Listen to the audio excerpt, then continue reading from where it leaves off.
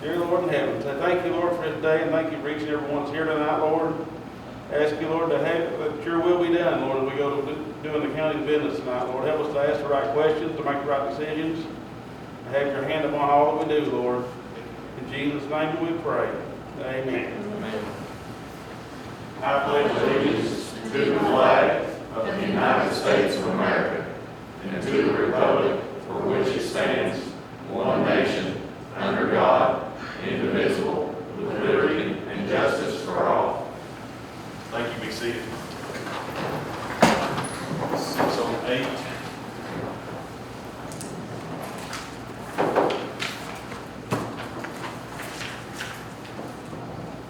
Present, we have Chris Dickerson, Emily Atkins, Charles Witt, Brian Dillon, Dewey Smith will be here in just a few minutes. Absent will be Pam, Fannin, and Cheyenne Holbrook. Number one, comments from citizens and special guests. Jim Gazay, unfortunately, is suffering a flat tire, and he will not be making it this evening. I'll just go ahead and say, not with stealing Jim's thunder, but to my understanding, Sarah's Place, the CDC, Child Development Center, not to be confused with what we all are dealing with right now with the CDC, they have a potential contract with Northeast Community Action. Now, I don't know what that contract is. He was going to speak to that this evening in being here, but because he isn't, I don't want to say anything further because I just don't know. I said, why don't you come to fiscal court and tell us all? And he said, sure, Judge, not a problem. So I'll invite him back. We're going to have a special meeting next week to finish the couple contracts we're going to hopefully work through here in the next week or so. I'll invite Mr. Gazay back, and he can share with us then, if he's available, what Sarah's Place has in store for the small house up here at the soccer field, Extension Office, Soil Conservation Officer. Number two, approve the judge to sign a library and archive grant for the county clerk. We have, the clerk is here, and she has a visitor with her, so I will yield the floor. Yes, thank you, Judge. I'm here, I'm going to introduce Jackie Arnold. He's with Software Management, and that's the software that we have used since 2008. So the county clerks have a clerks modernization task force, which is comprised of senators and some legislative people. And Jackie can tell you a little bit more about that, but there's been a push for all 120 counties to get online, so bankers and title people can do a 30-year, 60-year search, you know. So he can talk to you some of that's really what we're doing. The grant that we had a couple of years ago, and it was $8,200, that was, you can call it preservation. It was scanning the documents, the images of the old books that are up on the walls. It scanned all them and sent them to archives in Frankfurt. That way, if something ever happened here, they're there. But what it did not do is put it online so you could get on there and see it. We do have records back to 2008 that you can get online and see, but we don't have them any farther back than that. And that's no good when you're doing a mortgage or, a title search for property. But Mr. Arnold here can let you know a little bit more about the grant that we're applying for, and also the software that we had to purchase from Software Management. It was originally purchased in 2008. We've been maintaining it since then. This past year, we were at the point of patching it up no longer. It was so old it couldn't be patched. So we had to recontract. We chose these people because they've been super to us. We chose these people and we renewed our contract. It's an annual payment of $11,000 for 5 years at the county, but he can explain that too. So with that, I'll give him the floor. He can help you with letting you know what the invitation to bid proposal. I'll pass those around. It's not something that we don't want to do. We want to get digitized and we want to get moving. But this is going to entail lots and lots and lots of documents, time, and money. It's like $1 a page right now. So, but I'll let him take it from here. Hi, as Jennifer said, I'm Jackie Arnold. I'm with Software Management, and thank you for inviting me here tonight to speak to you. I'm wearing a couple hats for Elliott County in this kind of situation because my prior experience and how I first met Jennifer is I was with the Kentucky Department for Libraries and Archives for more than a decade. So the last grant that Elliott County got for the clerk's office, I wrote. So that's kind of the reason why I was kind of helping her with this one, because there's a whole lot of hoops to jump through, and you know, with the way Libraries and Archives is now, that, you know, the help's not really available to you, and you know, the clerk just doesn't have the expertise that you need to you know, write the grant.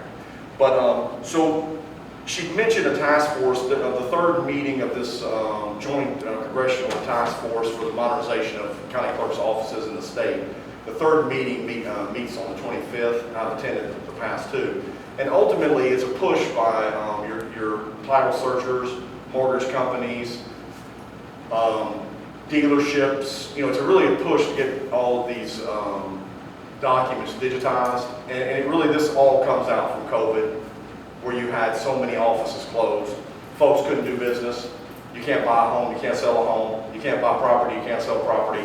And some, without naming names, some counties in the state literally locked up and stayed locked up for a long time. So anyone that does any kind of title searching would know it's probably some of the counties that I may be talking about. So the push is, and it was kind of squashed last session, last year, is what they're pushing for is to get 60 years of records, land records. So generally you're looking at deeds, mortgages, encumbrances, miscellaneous books. And it can vary a little bit. For Elliott County, it's your deeds, mortgages, and miscellaneous. Wills and marriages, you know, are a little bit secondary, but they're kind of right there. And what the push is to get 60 years back. That way, 60 years of those records are digitized, indexed, and they're available not only in a computer in the office, but now they're online. So that something like this is not going to happen again around the state. And 60 years is that kind of magic number everybody's shooting.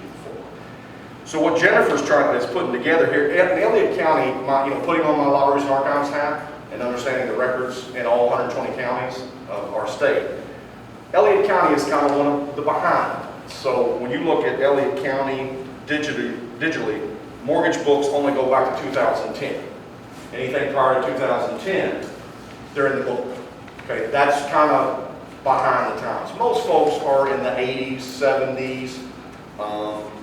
And then in miscellaneous books, 2012. Miscellaneous books having a lot of land records, you know, title records, you know, liens, things like that. So this is a huge grant that Jennifer's applying for, and it's broken down kind of per KDLA's policies in sections so that all vendors have a chance to bid on it. And you have the scanning of the books. Literally, a vendor coming in, setting up shop 24 hours, you know, until they get all the books scanned and have them all digitized. There's some work that goes on behind the scenes after that. The second section, and we're looking at about 126,000 images. It's significant. If you just look at 25 cents a copy, you're looking at several $1,000s for the section one, just to get it digitized, just get it in. Indexing, you literally have to have a vendor sit there and type it in, just like if you were in the office. You have to have the last name, first name. You have to property description. What is it? It's a deed book. And a deed book of 800 pages won't have 800 documents. It's going to have maybe 600 documents, might have 500 documents, and you're looking at vendors across the nation. It's about $1. You can approximate and say that an index document is about $1 each time.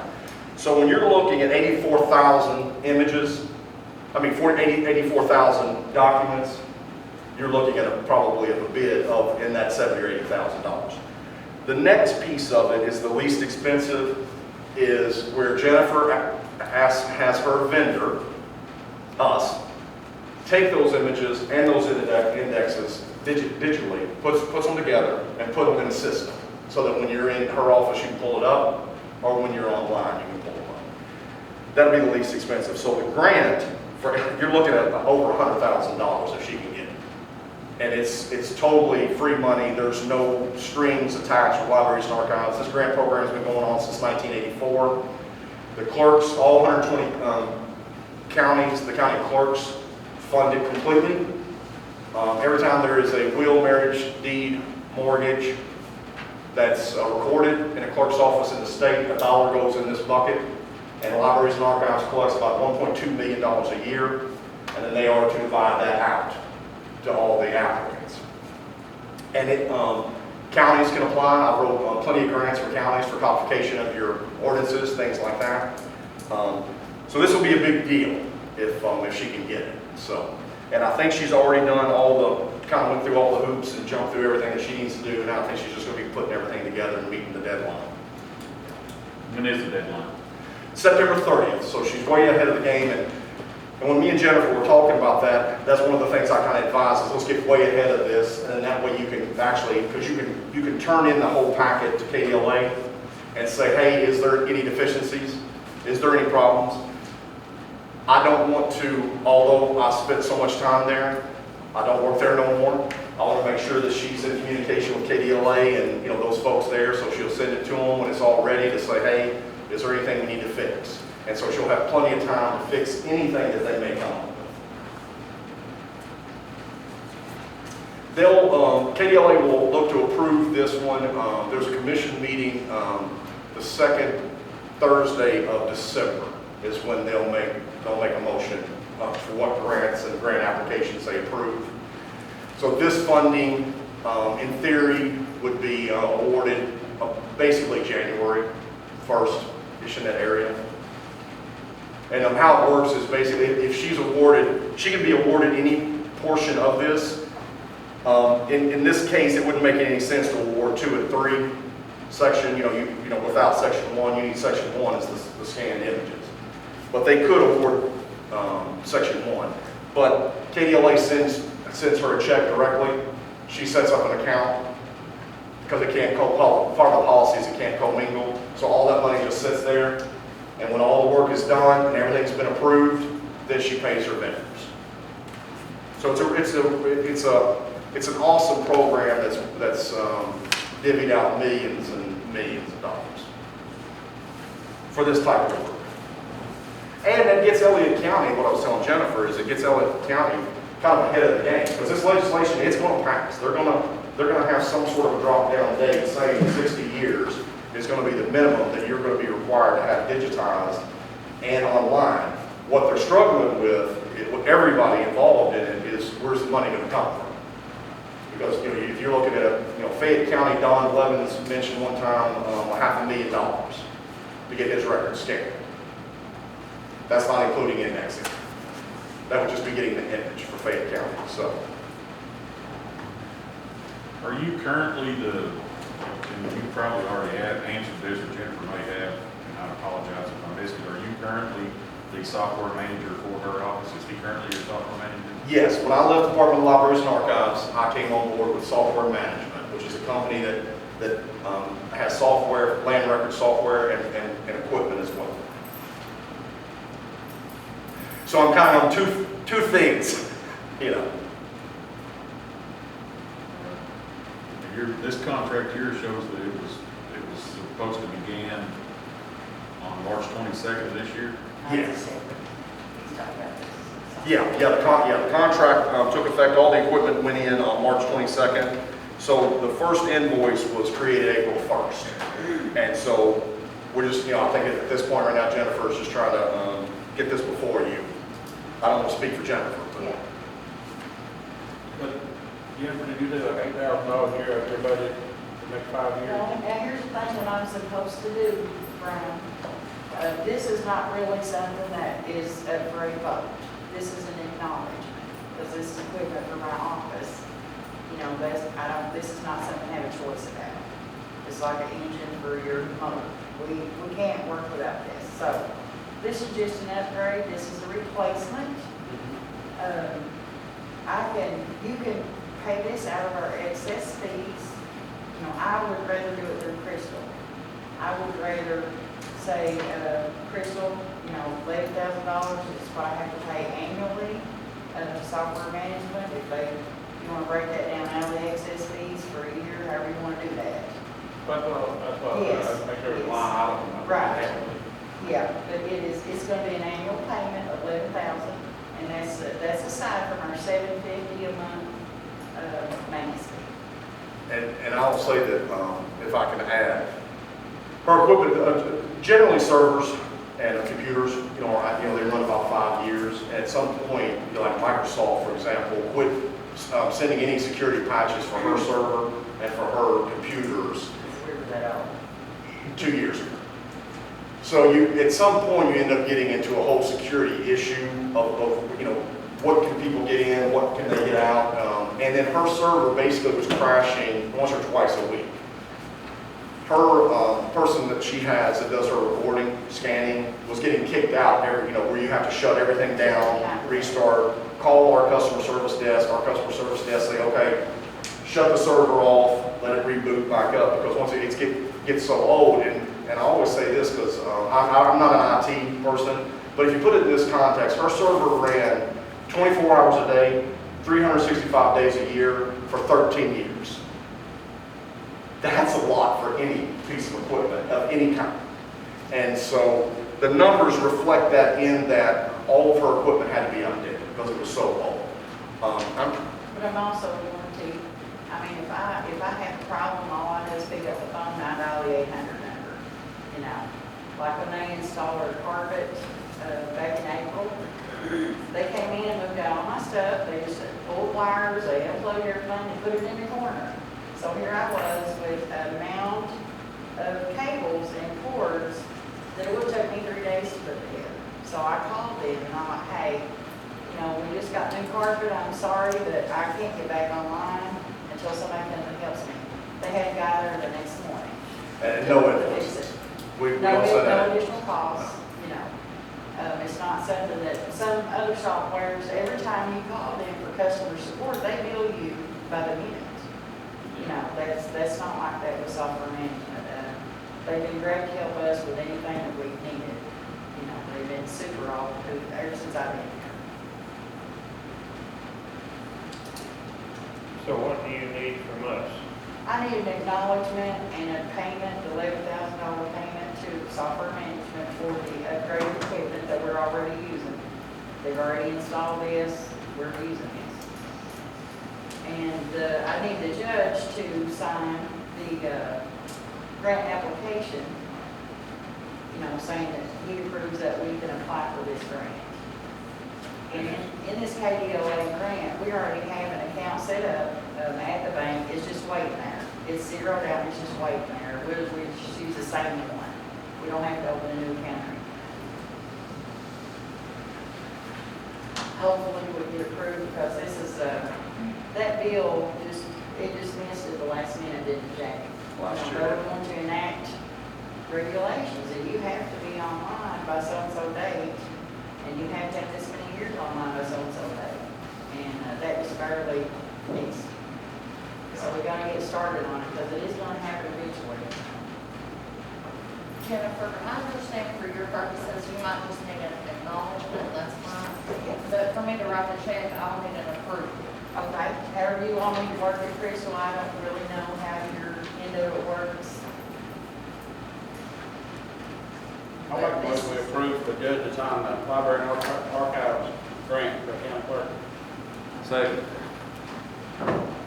Got a motion by Brian Dillon with a second by Chris Dickerson. Is there any further discussion regarding the grant? With that said, all in favor signify by saying aye, please. Aye. Ayes have it. Now you need a motion to pay this amount. Yearly. This one here, Charles, it's an annual payment. The $11,000 fine. Yes, yes. Is there any way in the future that Crystal can know about this before the agreement is entered? Sure. Because this, Well, I mean, this right is, now, we know that we're 5 years, $11,000 right now. yeah, but this says it began in March, and I'm just now seeing it today. It's money we've got to find. Yeah. Or move from one Yes, pot sir. to another. Yes, Judge, I apologize, so you'll know ahead of time. we already set it on a schedule, Jack, when that's it? Yes. Okay. What was the initial, was it a verbal that you all worked out? That you entered an agreement with the clerk in Yes. March? Yes. Well, No, quite a bit prior to that. It takes, it took probably 8 months just to get the equipment, because with COVID and everything else, with the shortage around the world, it takes a while to get servers and all. Yeah. So we did a proposal, and I don't have it. It was a digital signature. But it was a gentleman's agreement or? No. It was a signed proposal to say, hey, your equipment, because I had even been, over the past few years, even offered maybe we should just go with some used equipment. Because at least used equipment, a 5-year-old equipment is better than 13-year-old equipment. And it's just not something Jennifer wanted to do. Let's say we're going to do it, we're going to do it right. I don't dispute that it's needed. My issue is we didn't know about it. And if the bill has to run through the treasurer, then there's some other things that have to fall into place before the check gets written and it gets signed. And I wonder, because now we're April, May, June, July, August, we're 5 months into this, almost to the day, and we're just now hearing about it. We've got to find $11,736, and either it comes out of something that Jennifer has, or it comes out of something that this fiscal court Myron, has. I think that might have been a misunderstanding between me and Crystal, because we had spoken about this earlier in the year. But I think that it was on the belief that the grant would pay for this. We had hoped the other grant that we had applied for would pay some toward our software. That was what we were hoping for. So I think that's where the mix-up was, because we had talked about the payment. But I had hoped the other grant that we did get was going to pay toward our new software. And as a vendor, dealing with, we deal with 80 counties, roughly, and 120. Everybody's financially the way And you want to provide the best service you can to whomever you're. Well, right, and so I don't know where else to go other than, Yeah, I get it, I understand. Now, the grant is different, because I understand the policy and how, your signature is required. It's always been required on a grant application. But like this, yeah.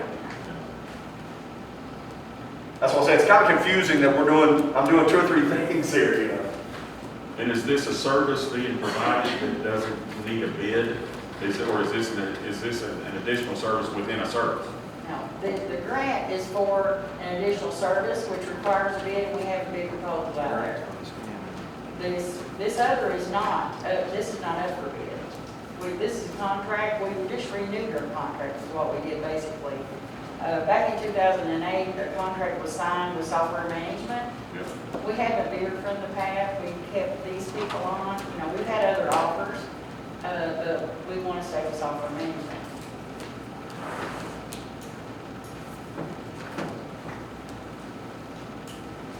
Magistrates, any?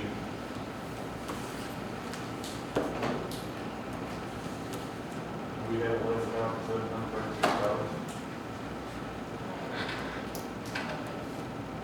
Looks like we better find it. But it's going to have to come out of another line. It's as round as it is long, Myron. I can pay the excess fees for July. Christmas paid at the end of June. We still have July excess fees that haven't been turned over to fiscal court, and there'll be enough in the July excess fees to pay the invoice. But what happens with that, Jennifer? We estimate what you're going to send us in excess Right. fees for the year, I and understand. then that gets budgeted and allocated to several line items. Yes. So, it's going to have to come out of something else. I'll have to look at my financials.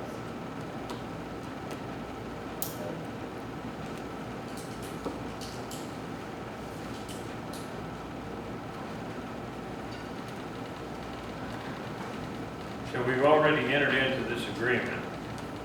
The equipment has been installed, and you're presently using this equipment. That's correct. And this equipment we already had, Charles, is an upgrade.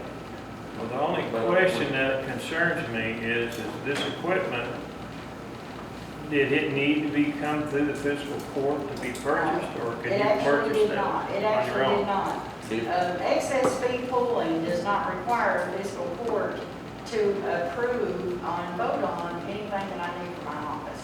If it doesn't have to come through the fiscal court, then It why does do we, not. why do we need a motion to approve it? It's an acknowledgement, Chris, that's what I asked Crystal to acknowledge. Basically, the minute her budget, acknowledge. making it line on her budget, basically what we're gonna do. Well, I understand that, Yes. there's a difference in an acknowledgement and a motion to approve it. Yeah. And I'm not just talking But, about and Jennifer, but I can't prove anything that was done 5 months ago and ask for approval. Now, the acknowledgement's a different thing. Right, but, and I understand that I put it all in mind with the, not knowing ahead of time. But like I said, we had hoped our other grants, that's what we're counting on, our other grant to pay for this initial annual payment on this equipment. And we were not approved for the other grant. Here's what I'd like to do. I'd like to give, so the treasurer's not on the spot, and fiscal court will do whatever you say. I'd like to give her till next week to find, we gotta look for Your this. payment there. This is something we've gotta look for. I'm not saying it can't be found, this is something that, to walk in and ask for, or however it's being worded, the verbiage that's coming at the magistrates, and to say $11,736, write the check. We don't have that budgeted to write the check for that service, or that equipment, or that provision, whatever that might be. I have to have another special meeting next week. I would like to have if you give us a little latitude, to bring this back before the fiscal court, so the treasurer can say, here is where this is coming from, the budgeted area in which that is being provided, if we could have that availability.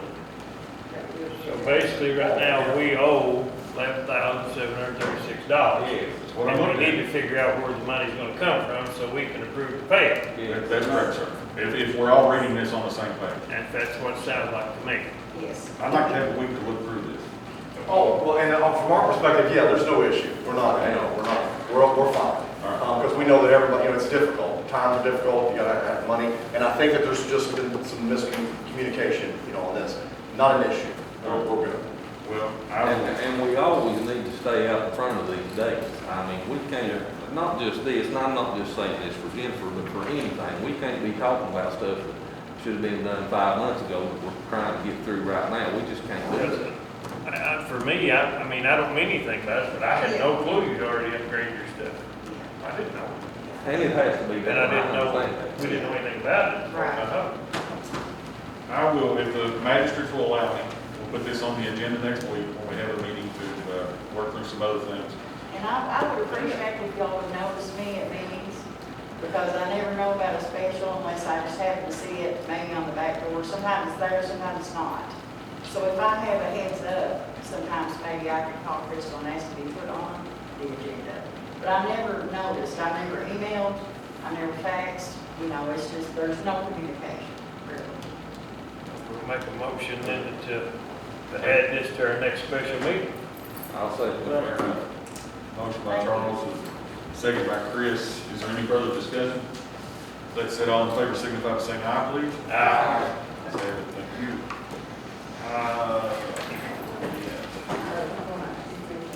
Number 3, discussion with Matt Atkins, FICO. Welcome, Matt. Thank you. Matt, hang on just a minute. Mr. Arnold, thank you for coming tonight, sir. Thank you guys so much. Thank you all. Thank you, Thank Chris, you, sir. Emily, Thank you, Charles. Madam Clerk. Before you leave, what grants did you apply for, by the way?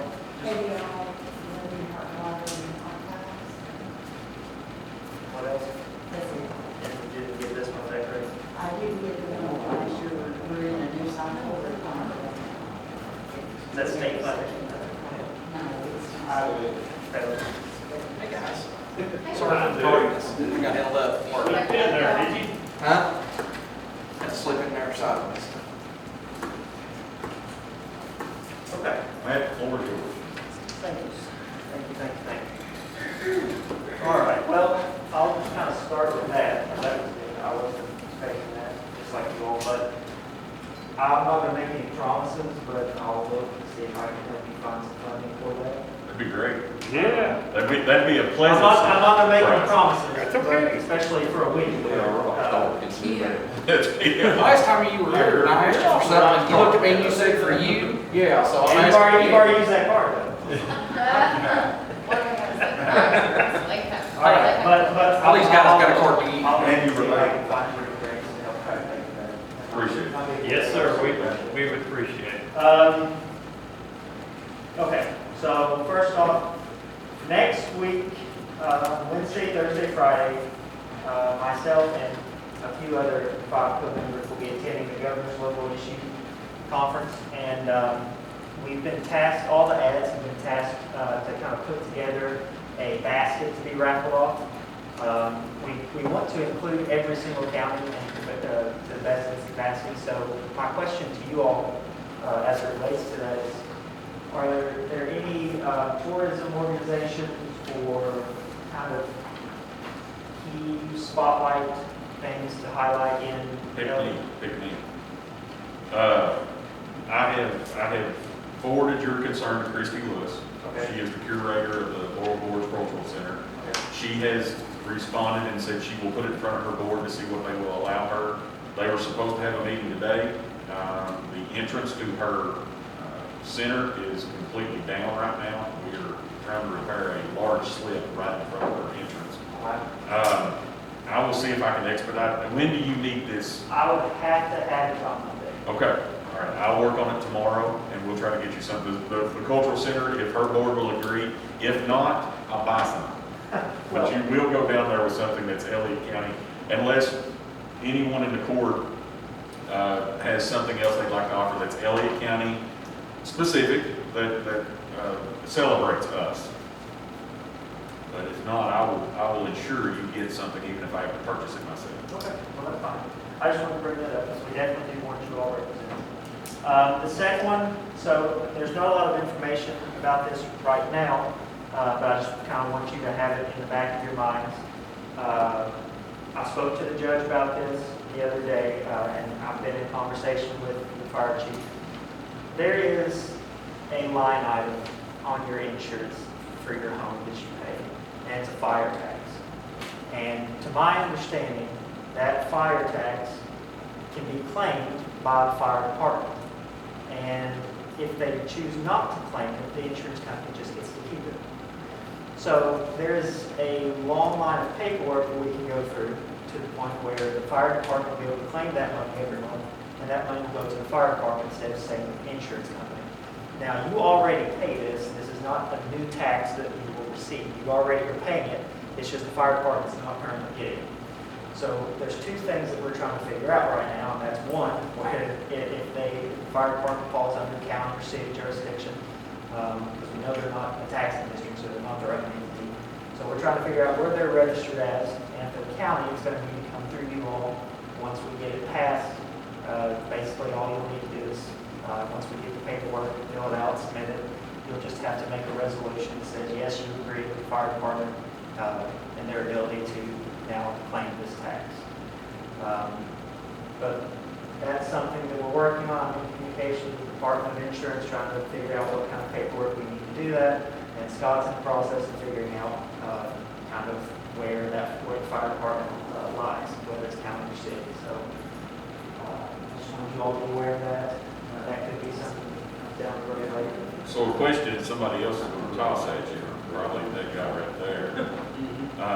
How is that divvied out between, if you say you have 3 volunteer fire departments in your county, and I've got another question. What if the address says another city? Assuming that your insurance policy shows that you are in the county of Elliott. We have I won't say small, we have a population of people in Elliott County that have city addresses of Olive Hill, Moorhead, West Liberty, Wettville. And I would just want to make sure, even though on your insurance policy, it should recognize you as GPS data in Elliott County. So we'll go back to question number 1.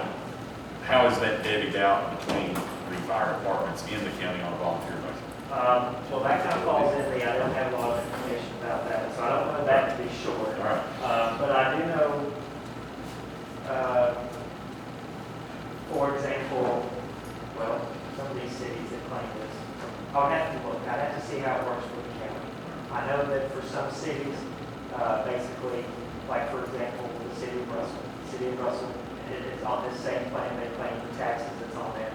And it's a percentage percentage of the insurance policy for the structure. So for these multi-million-dollar structures, that's a big chunk of change that goes to the department.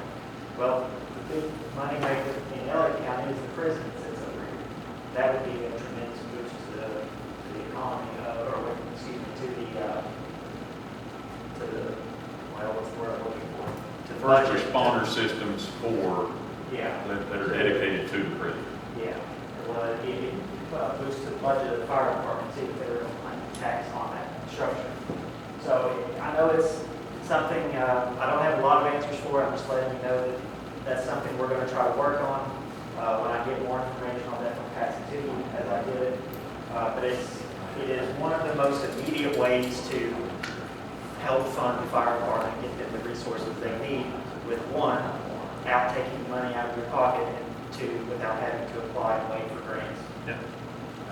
That's Question. yes, sir. Well, it's more like, the way I understand this is you're telling us that this is a line item that's on our insurance, home insurance, which is added by the insurance company.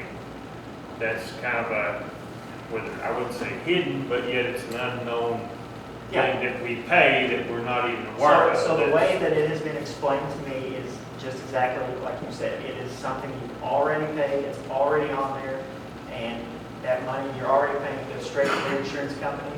And if the fire department doesn't claim it, then the insurance company gets to keep it. And they're saying it's listed as a line item of a fire tax on the policy. Yeah. I've never thought of that. I know it's not policy. Well, You had me curious, I would chase mine down the guy. can I suggest you used the city of Russell as an example?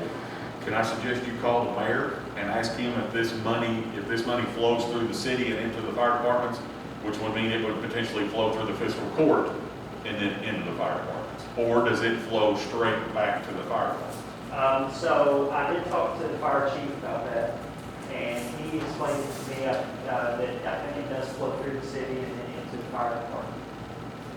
Okay. So it would come, It'll come- unless it went through the city of Sandy, it would come through here. And then from here, it would be, Well, I think that's the reason you all have to pass the resolution.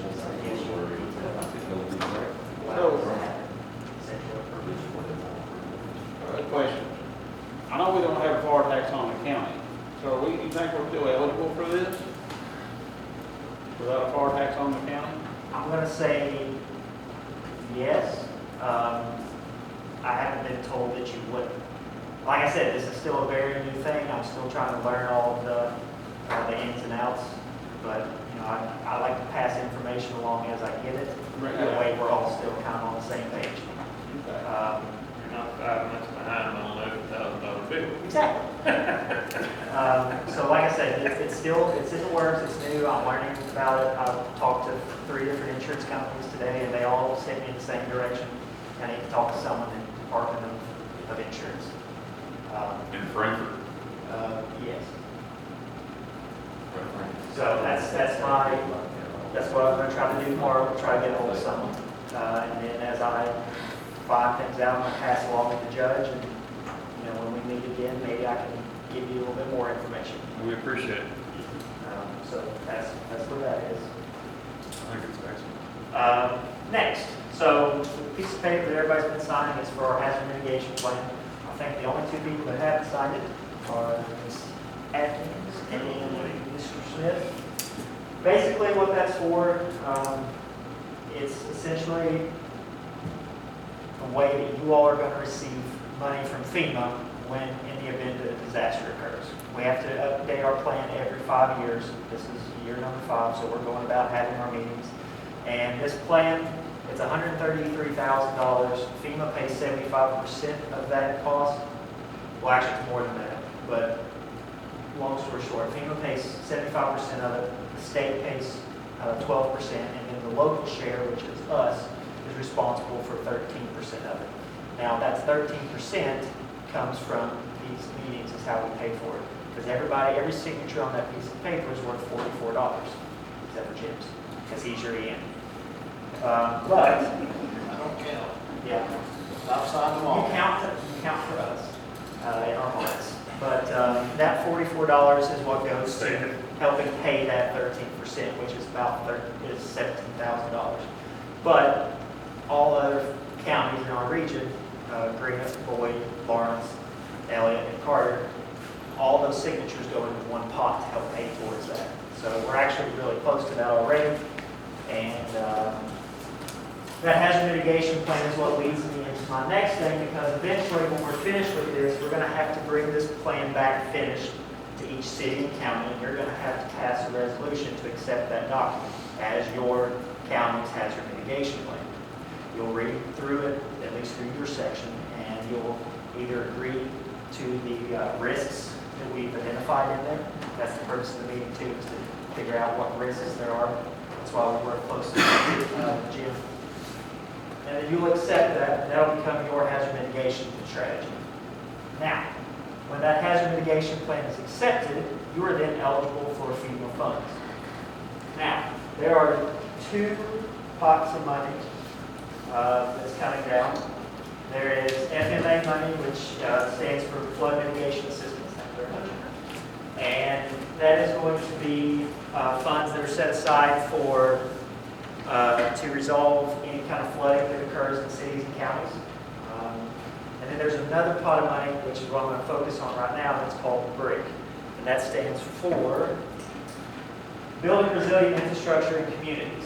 Now, why is this important? Because this is the money that's going to get you the generators for your facilities. This is the money that's going to raise bridges up out of floodplains. It's going to provide lift stations.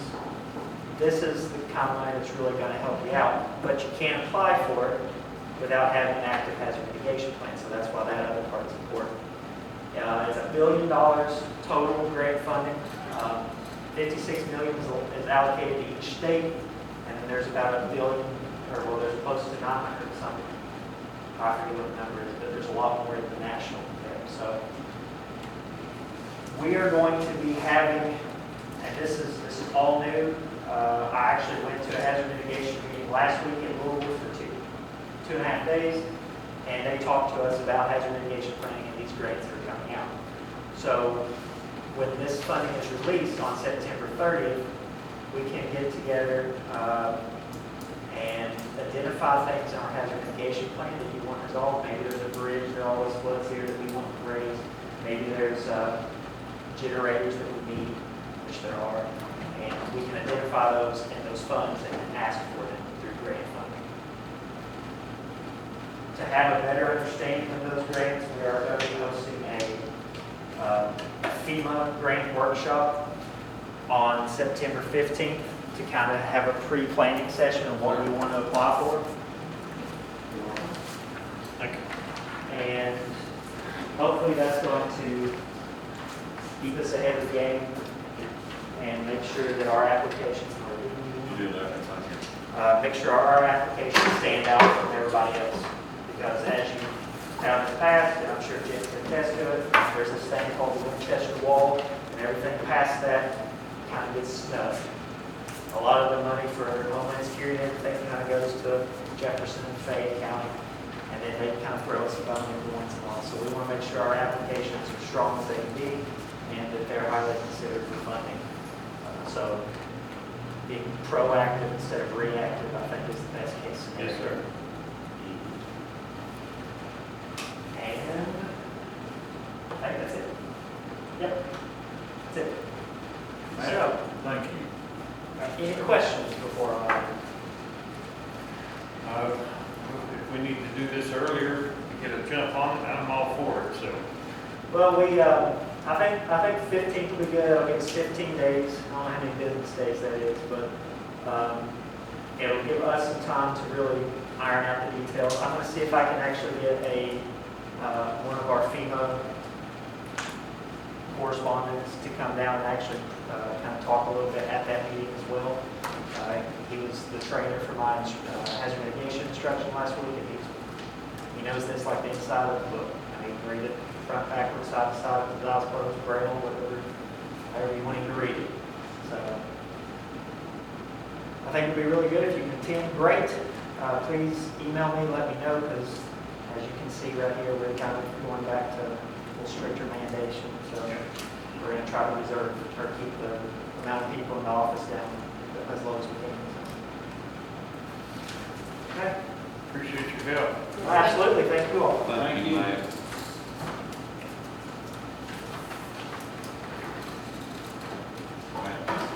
Yeah, absolutely.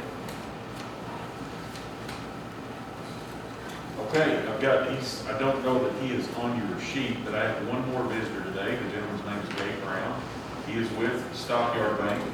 Stockyard Bank is recently or about to officially acquire Kentucky Bank as we know it. I have asked Gabe, and he graciously accepted my offer to come and just speak to you this evening a little bit and to let the folks know out in TV land.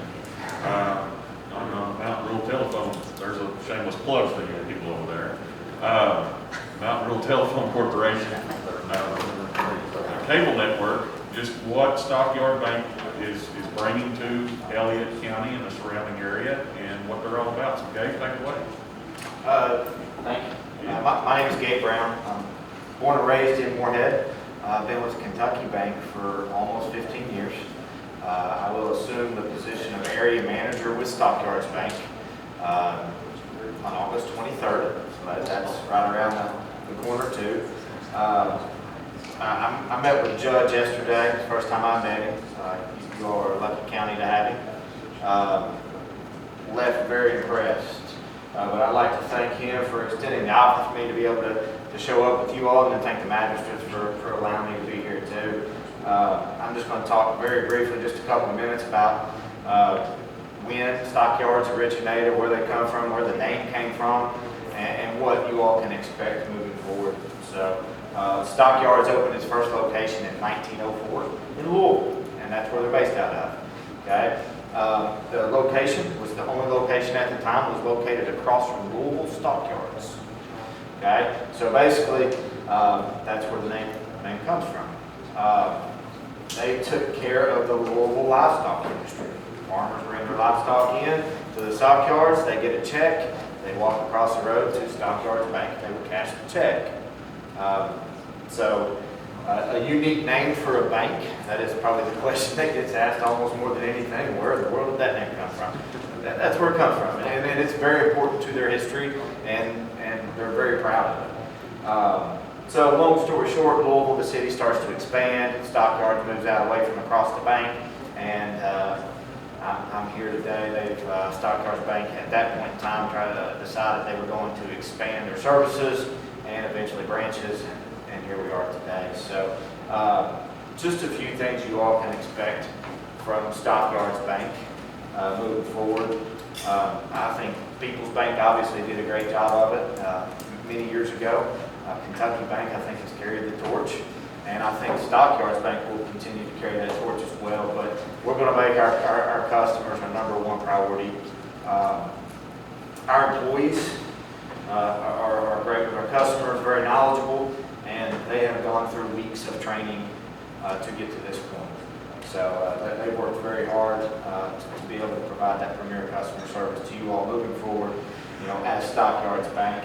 And number two, one of the most important things to me is they're going to continue to be invested in the community. Okay, I've been a volunteer high school basketball coach for Round County for the last 12 years, maybe 13. I've coached a rec sport for probably the last 18 or 19 years. I currently coach my own two kids, 3-year-old and 6-year-old soccer teams. So I'm very involved in the community, and I want to be a part of an institution or a bank that will be involved in the community too. Told Judge yesterday, it was the very first question that I asked when I sat down at a table with some people from Stockyards. And everybody's asking questions about services and products, and I said, are you all going to remain invested in the community like Kentucky Bank does? And it was a quick yes, and I think we've done that so far, and I think we'll continue to do it. So I hope to see you all around town. I've met with a few of you all, or some of your wives, and had some discussions along the way, and hope to meet some more of you all as we move forward. Again, I'll close with conversion date. It's going to be August 23rd. We will unveil signs. We'll take our little banners down off the signs that are up, and it will officially be Stockyards Bank to our customers. And I I know when I say this, that Stockyards is excited about what this community is going to bring to the table. So I'll shut it down right there. And if y'all have any questions or anything like that, I'd be glad to answer them. Gabe, again, I more than appreciate you. Gabe's probably told you he's a dad of small kids, and like, especially Emily and Brian, small kids at home, and myself, and Crystal, you can pick out several of us who've got smaller children at home. It means a lot when you're staying away from them just to come out and give kind of a real quick, hey, this is what I'm about, this is what we're doing, and take time out of your evening away from your kids and your duties on soccer fields and things like that. So we truly appreciate you coming up here to Sandy Hook tonight and spending some time with us. So thank y'all again. Change is not always easy, but like I said, I really look forward to what Stockyards is going to bring to the table and bring to the community for you all. So again, I look forward to meeting everybody. And if you all need anything, again, my name's Gabe Brown. You can get hold of me and we'll do what we can do. One more thing, yesterday, Tammy Stegall was with Gabe, and there was another gentleman, I can't remember his name. Michael Bragg. Michael Bragg. Michael sat down with Crystal and walked her through their website and how we can start to navigate toward, because our accounts are with Kentucky Bank. Our deposit tickets will still be fine, they'll still be honored, our checks will still be honored until we run through those and we get new checks. Crystal, anything else that I'm missing here? He basically said any service we have today will be honored throughout this beginning stage of the relationship that Stockyard brings to the Elliott County Fiscal Court into other, I guess the clerk's office and some other entities within. I guess you're talking about the county attorney, you're also talking about the sheriff. So that was, it was very refreshing. We needed to hear that. There were questions we had, because we do have pass-through monies and we have budgeted dollars that come through, and we want to make sure that they're safe for the citizens of our county. And it was a really good conversation. And of course, having Tammy Stegall right there made us all feel good, because she didn't want to hear it anymore, but she's been with them for a few years. And I got in trouble for saying that. she smacked Gabe got his hand smacked right out of the bat. And I can remember the year you quoted her, but she didn't want to hear it, and I'll not say it here, but Tammy has been an excellent member of People's Bank, Kentucky Bank, and now Stockyard Bank for a few years. So it was a great meeting yesterday, and I really, again, appreciate it. Yeah, thank you all for your time. Thank you for your time. Appreciate it. Is there anyone else in the room that wants to bring anything before the court before we start our regular session of discussion? Mind if I say something? No, sir. Floor is yours.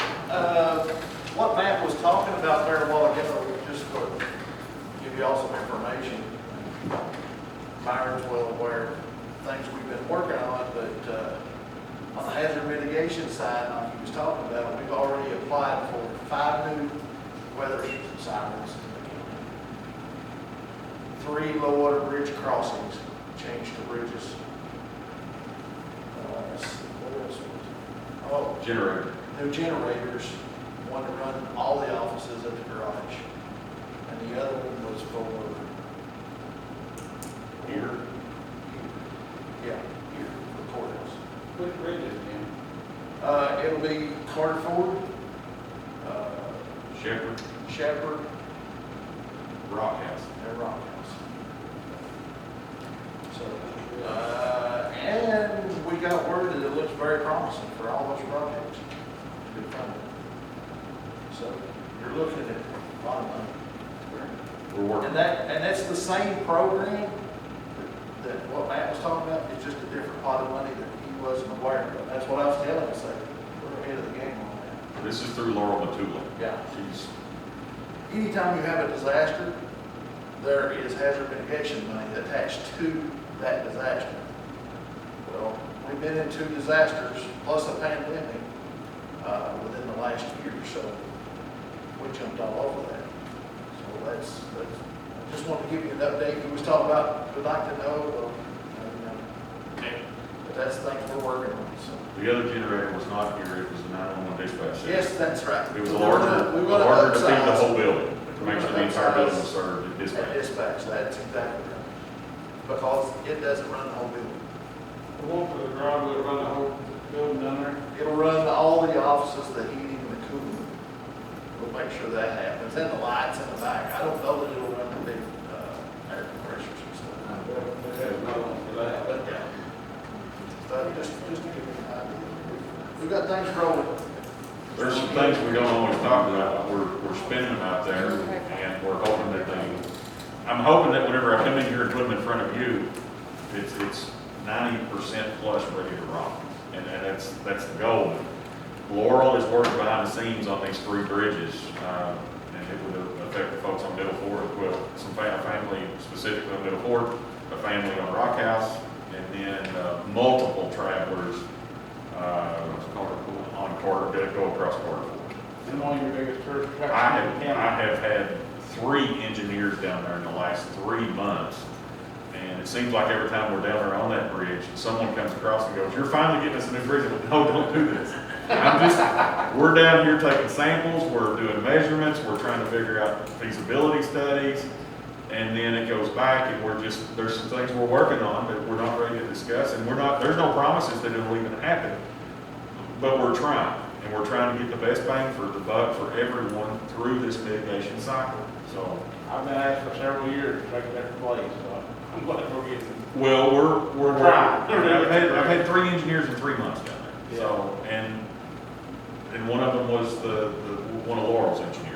And like I said, that's one of the biggest tourist attractions in the county. When they talk about trout, I don't know how many people flock to that. Yeah, I met a man from West Virginia there one day, and he was legitimately trout fishing, legitimately. Had West Virginia tags and all kinds of fishing gear. And I said, "Well, I don't have to worry about you doing something shady, I guess, down here." He got out and got his gear out, and it was a good conversation. We talked for a few minutes. All right, we'll roll on. Old business, approved regular meeting minutes for July 20th, 2021. So moved. Second. We have a motion by Dewey Smith, a second by Emily Atkins. Is there any further discussion? All in favor signify by saying aye, please. Aye. Ayes have it. Number 2, approve special meeting minutes for August 5th, 2021. Motion. Second. A motion by Chris Dickerson with a second by Emily Atkins. Is there any discussion? That said, all in favor signify by saying aye, please. Aye. Ayes have it. Number 3, an update on the paving Perry Road branch, Apple Fork, Lower Newcomb, Albert Holbrook, Hamilton Branch, and Carter Ford. Today, we received the MOA, which I have, wait a minute, is the MOA on that? No, the MOA that I sent to you today was on the Arbor D project. All right, we received, it was either today or the last couple of days, we received the signed agreement from the Secretary of Transportation, Jim Gray's office. We're ready to roll from the state's perspective. They have now agreed they will pay us for this stuff. What we do now is I called Joe Barker today. We had a conversation. He is going to call me back in a day or so. He was plugging in the road information in his computer. Probably one day this week we will ride each of these roads. We'll go out, we'll view them. If you remember, the original ride I had and the money that was asked for was through the Hinkle contract. Well, then we had some snags in getting this taken care of, and Mountain in that time won the next contract. So now we re-ride these roads with the Mountain representative, which is Joe Barker, and we go out and he puts pen to paper. I don't see any difference whatsoever because the cost was actually a little cheaper when we went to Mountain. So I don't see that we'll, if anything, we might gain a little bit, not much, just it'd be nominal. But Joe and I, the plan is one day this week to go out and ride these roads. Today, we put 3 new tile on Apple Fork. We're getting Apple Fork dressed up now. We're going to pull some ditches. Next week, Perry Rose Branch is scheduled to have the ditches begin pulled from the beginning to Brian Mace's house at minimum, which is where we're going to pave. Now, we're going to go on up Perry Rose Branch again. We'll go up through there and we'll dip out the ditches and get that cleaned back up. But after he leaves Perry Rose Branch, Tracy Elliott will go to Hog Camp and he will dip out. And this is through part of the hazard mitigation as well that Jim has worked on through the floods. And and then there's about 4 other roads I think that we're gonna do after that. One of them is Devil's Ford, and one of them is Gillen Branch on Hurricane Creek. And I can't remember right off the top of my head the others. We tried to figure out the roads that needed it the worst, and it had been the longest since they had been dipped out. And the roads we see that actually, you can't see the tile on the upper side. And Prairie Rose Branch, I want to get it done first because it's a blacktop road, the road we are going to pave, and I want to make sure that the ditches are completely cleaned out and we're good to go there. So I wanted to give a real quick update on that. The slip and the bridge down here, just to touch on that before we move on. I know folks have got questions on that. That slip, I think he may have gotten all the steel drilled in today. If not, he'll finish by noon tomorrow. All right, if not, he'll have his steel finished by noon tomorrow. He'll start packing it in, he'll get his guardrail, and then hopefully by Friday, that section of the road will be opened back up. The bridge itself, we're gonna have to slow down a little bit. They painted it, and when they painted it, they brought in the rappel team, I'll call them today when I walk out on the bridge. These guys rappel under, and they take snapshots. What happens when you sandblast the bridge is you uncover other rusted areas on that bridge. Well, they go ahead and paint the bridge. Well, then they send in this team. This team got on rappel ropes and went under the bridge and climbed all throughout, taking pictures, taking notes. These guys I've never seen this before. It was amazing. But they said, yes, there are other structural areas in this bridge that are of concern. He said today he was going to report this to Blake Jones, who is in Flemingsburg, or he's the bridge guy at the Department of Transportation in Flemingsburg. They will work out a plan. Larry Price II told me today that they already had the steel ready, but they were waiting on this to happen. So the bridge guy, the rappel guy, leader said it could be months. I'm not thinking months. Larry kind of shook his head. I'm going to call Blake Jones tomorrow morning, and we're going to try to get a more definitive answer, and I'll let each of you know that then.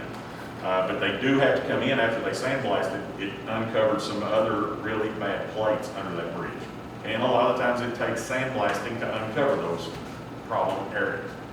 So that's just we'll try to get it done as quick as we can and get that bridge back open. But there's hoops we've got to jump through to get that to happen. It's going to happen. And I'm down there almost every day jumping up and down going, but you've got to wait. It's just one of those. Any questions on that? I want to make sure that folks heard it on television, and I want to make sure that you guys know so you can talk to it about it as well. On the blacktopping, how thick are we gonna lay that down? It's 2 inches. 2 inches? Yeah, it's 2 inches. That was the spec we went with. Base coat? Yes, base coat. Any idea when we don't sure when it'll start? If Joe and I drive and we can get Prairie Rose Branch ditched next week, depending on Tracy Elliott's schedule, he's working, I think, on Stark Ridge right now, trying to close down that. And he said that Wallaho, he would have to get over there when it wasn't so wet, because that's a low-lying ground. Bruin is done as long as this family says they're done. He's got to wait to make sure they're happy with it, and there's a document they'll sign, and then they'll walk away from Bruin. But after Prairie Rose Branch and we get Apple Fork done, we'll drive every road one more time. We'll take the grader up each road if we need to knock the edges off. And then Joe said he had some state work in Elliott County that he has to do as well. And he said, when I get that list, he said, I'd like to move into Elliott County and get them all done at the same time. And he said, we'll just work through it, because I think he said he had work in Martin County. I don't want to say any other, but I remember specifically him saying Martin County. And he had some other work that he was going to get done, and he had a few state roads in Elliott County he was going to do some work on. And he said, I'll give you that list when I get it. He was waiting on a conversation to have with Shane Ramey and Moorhead, and then he was going to be able to get back with me. So we may ride the roads this week. Depending on mountain schedule, it could be a month. I'd like to do it by the end of September when it's still hot outside. But I'll let you know. As soon as I know, you'll know. I'll text you guys and let you know what's going on. I just know the sooner the better, though. I'm like, Well, yeah. the heat will help it. Yeah, well, whenever I submitted this, I thought we'd be doing it in May, and it just, the approval came a little later. And now your mountains contracts and their scheduling, once we get these roads that we're just waiting on to get done, then I'm ready. So we could be ready to go within a week, if necessary. But again, he said when he slid into Elliott County, he wanted to get the state contract roads that he had to do. He wanted to get it all done at once. That's fair enough. I understand. If it gets here quicker, fine. Well, it's still warm outside. That's when we want to lay it. All right. New business, number one, discuss approved water line additions on Salyers Branch. Salyers Branch has 3 residents at the end of it that do not have water. They're all living out of a well. And it may not be the same well, but specifically one family at the very end, they're pulling 37 gallon a day, and that's muddy water. Part of this ARP money is water, wastewater, and sewer. I've talked to Eddie Jacobs, who is the chief assistant to the governor. I guess he's chief advisor, I guess, to the governor. Or I guess it'd be Rocky. Anyway, he's up there. I apologize, Eddie, Mr. Jacobs, if you hear this, but Eddie said this is right in that wheelhouse. We can use that for that. Now, that's part of the ARP money. What I've already talked to Riley Sumner with Bluegrass Engineering, and he says that he can put the plans before the Department of Water, and it takes about 30 days for them to come in and do what they're supposed to do to approve it. After that, it would go out to bids through Rattlesnake Ridge because it's their line. And then Riley with Bluegrass Engineering is their approved engineer. He would come out and they would be over that job. Your cost is going to be somewhere around $55,000. It's the original proposal was $50,450, but he said because we're doing it the way we're going, it's going to be a little bit more because Bluegrass Engineering is going to oversee all this. It's going to cost a little bit more versus some places have a guy who's certified through the state. We don't have a guy. It's Rattlesnake Ridge's line. They maintenance the line, they service the line, and what we would do is basically allow them, they would end up coming back in. I would put it in front of you all to allow them to go up the county road in the ditch, up at 1,600 feet, 3 meters. There's a 4th individual there. We may put something there if that family ever decided they wanted it, but 3 meters in this, and it would be ran that way. That's how, and it would be ran to those, and then they would be responsible for getting it on into their homes. So basically, what I'm asking for you to approve tonight is to allow this to begin in works, because it's got to go before water before it can go anywhere else. I'll make a motion to extend that. Second. We've got a motion by Charles Witt, the second by Dewey. Is there any further discussion? That said, all in favor, signify by saying aye. Aye. Thank you, Matt. Number 2, approve to purchase dispatcher shirts. I think they're wanting some shirts up on the hill. Motion to approve. Yeah. Second. Okay. Got a motion by Chris, a second by Dewey. Yeah, I know it's gonna move money, second, you got to be, where you gonna pull the money from for that? and 911's account, in the dispatch, in the 911's account, they, And you don't have an amount exactly, roughly. I called and asked Robin, but she had done and left today, and Patty said she didn't know of an amount that she had in mind. She said whatever you all thought would be fine. I mean, I'm sure we're gonna prove it fairly, not so they've got, If you want to And set we them don't- out to her, maybe you're $500. How many people they got? How many shirts you talking about? yeah. There's 5 of them up there. Is that right, Jim? 5. So, And we don't wanna approve a $10,000 batch of shirts or something. I'd say up to $500, I would get, you're looking at what, about $20-25 a shirt? There'll be a border, awesome. so you're looking at probably $20-25 for a border. well, if it's $500, You got 5 people.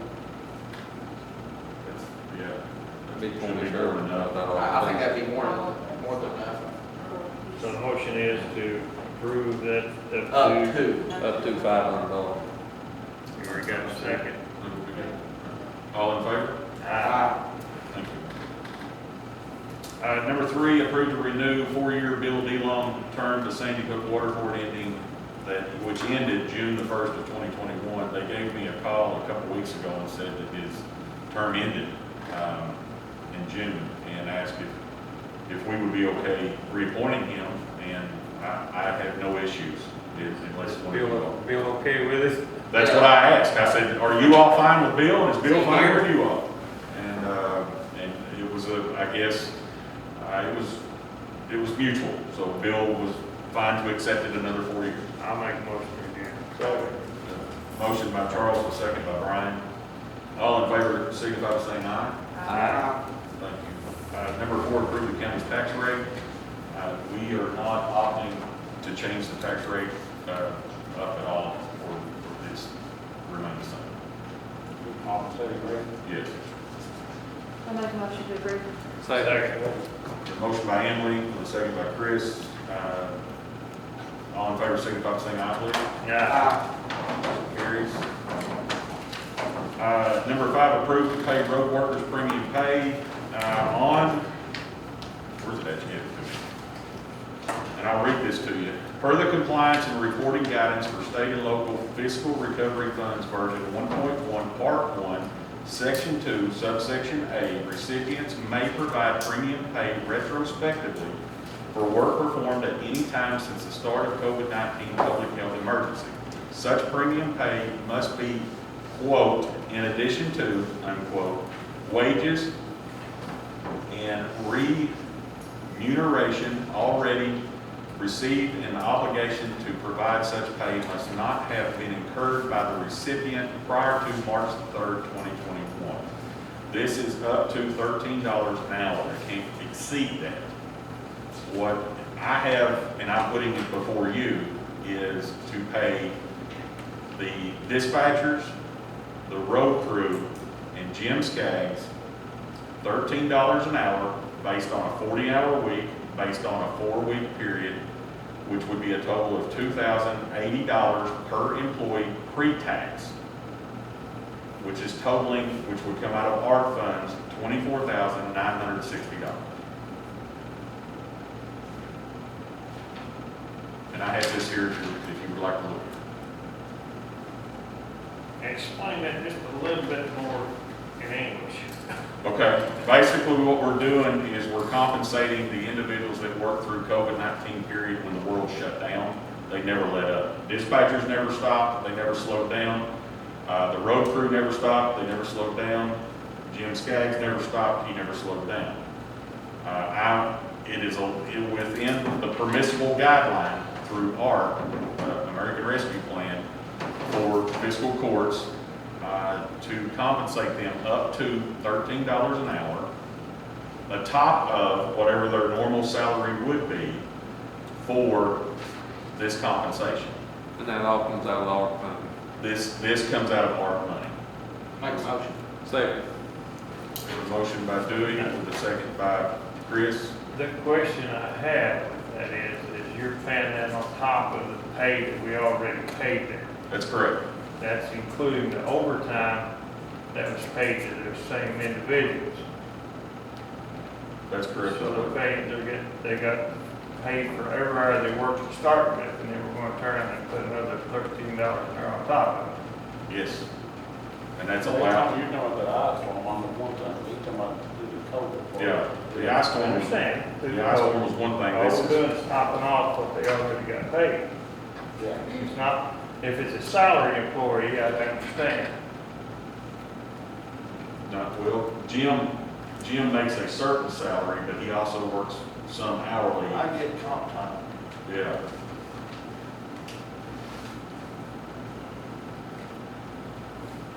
I think it's just a benefit for people that went out and busted their hinds, get their lights on, get the roads clear, get it. Well, this is COVID.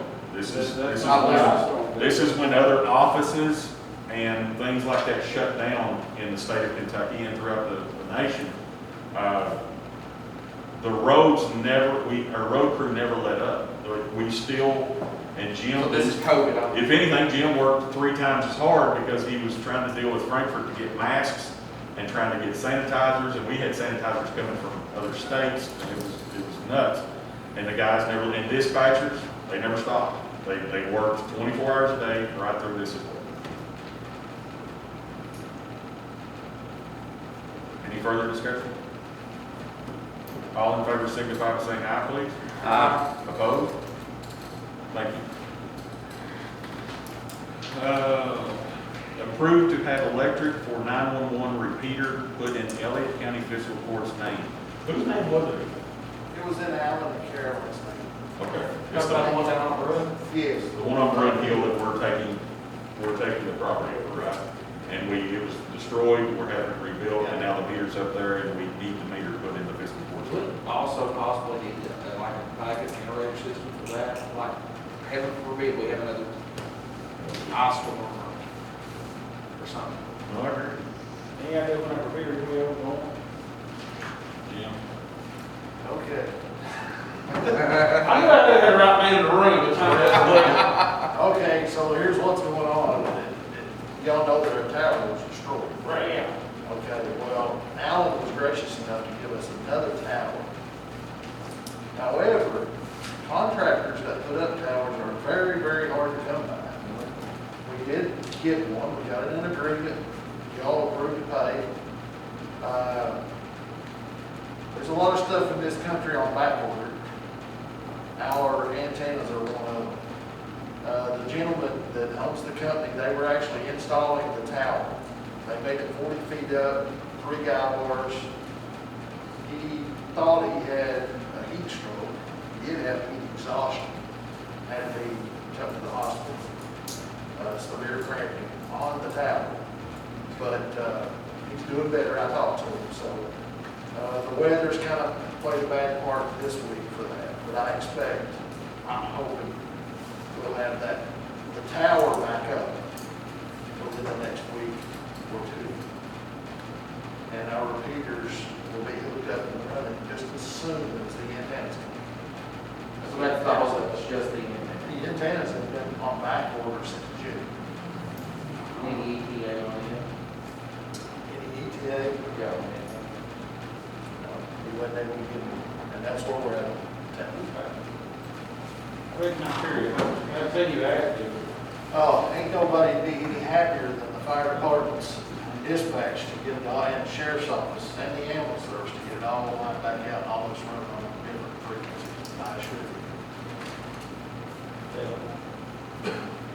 I need a motion. I'll make a motion. Second. There's a motion by Brian with a second by Dewey. Any further discussion? That said, all in favor, signify by saying aye. Thank you. I will tell you, we're having a hard time getting pipe. These tiles that we're putting on these roads, I had some, we rat holed some down there and they're about gone, and we are struggling to get tile. We've had to step outside of our normal contractor because he's just apologized, and we've had to go to Moorhead, Prestonsburg. And we've broadened just so we can stay on these roads. And I've pushed the guys, and they've been excellent. But we've got outside the box to try to find some of these. So it's a 5-foot tile that 2 years ago was just that fast to get. 5 foot in diameter and 20 feet long is now sometimes months. Or you just have to hit it just right when it rolls in somewhere and say, hey, you have it, hold it, I'm on the way. And then literally tell Jason to jump in a truck with a trailer and head that way. It's that fast. Number 7, discuss, approve, begin the process for infrastructure development in the Laurel Curves. Do you guys have this? You all have it? Okay. Here's, the tourism committee is doing an excellent job. We just need more help from community if you're out there and you want to help us. And in doing this, what we would like, what I have proposed to them and what I want to put in front of you tonight is if you picture yourself pulling down into Laurel Curves and you get to a ruin, 557, on the left side as you continue through is the guardrail, correct? That's in the county right of way. That road is 24 feet wide. Most of our county roads are 12, 13 feet. If we put a ADA compliant poured sidewalk right there, all the way through the curves, it could either be a raised sidewalk or it could be a sidewalk with a chain link fence that went all the way through. And then on the back side of the guardrail, every so many feet, and we would have to get the specs on that, we put LED lighting. And we put that through. And we had enough power on both ends because we have it available to us. We have a pump station for the sewer system on this end. we have the Laurel Gorge Community Center on the other end, and we could bring power right across the water.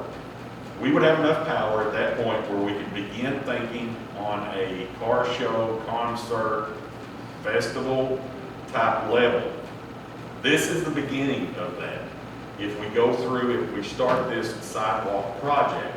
Also, we can, Morgan County has already done this in the city of West Liberty, so I should probably say the city of West Liberty. They have put a ramp for your kayak down to the water. I've seen pictures of it.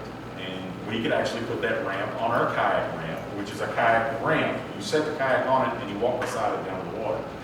We could also put an ADA kayak launch, which is basically, from what I've seen, someone gets out of their wheelchair, they sit in this launch, it spins around and can lower them into their kayak.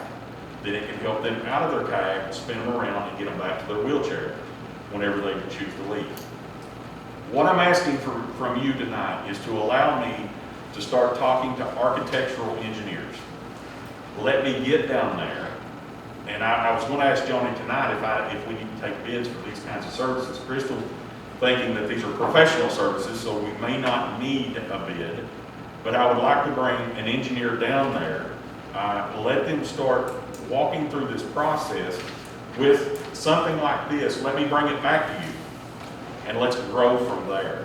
I can tell you that I've spoken to several folks in the county about this, and some of them live right around that, and they are 100% on board with this.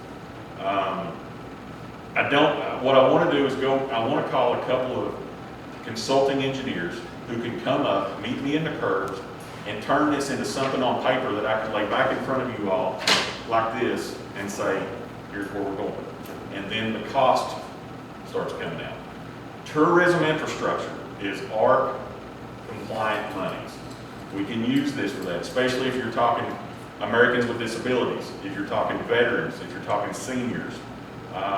I think we've got something here that we can really launch, but I need your all's approval to allow me just to get the conversation started, and then I need to make sure through Johnny that either we bid it out with an engineering design company, or if it's a design company that you all choose to go with, we can then go with it. Second. I have a question. Yes, sir.